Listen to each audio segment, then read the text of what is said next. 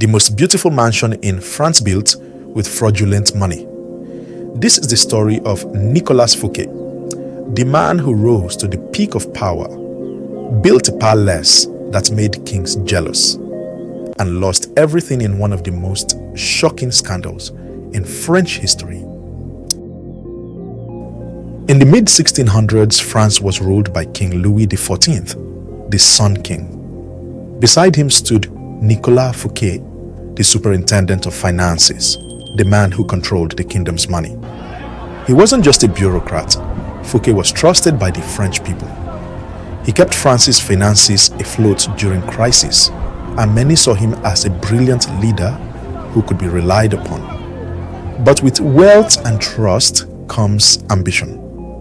Fouquet didn't just want to be remembered as a servant of the crown. He wanted to leave a legacy that would make his name eternal. That legacy took shape in stone. Vaux-le-Vicomte. This wasn't just a mansion, it was a work of art. Endless gardens stretched like green carpets, designed with perfect symmetry. Glittering fountains sprayed high into the air. Inside, golden halls and priceless artworks announced, "This is the home of a man who matters." And when it was completed, Vaux-le-Vicomte didn't just outshine noble estates. It looked like it could rival a king's palace. In 1661, Fouquet decided to unveil his masterpiece. He threw a party so extravagant, France had never seen anything like it. The guest of honor, King Louis XIV himself.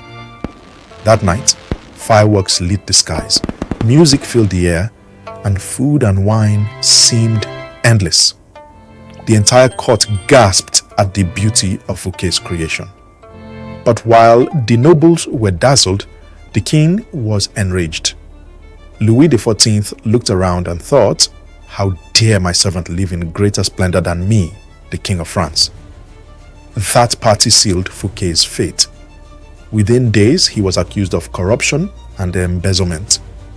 Whether guilty or not, it didn't matter. Louis XIV wanted him destroyed. Arrested by the legendary musketeer D'Artagnan, Fouquet was taken in disgrace.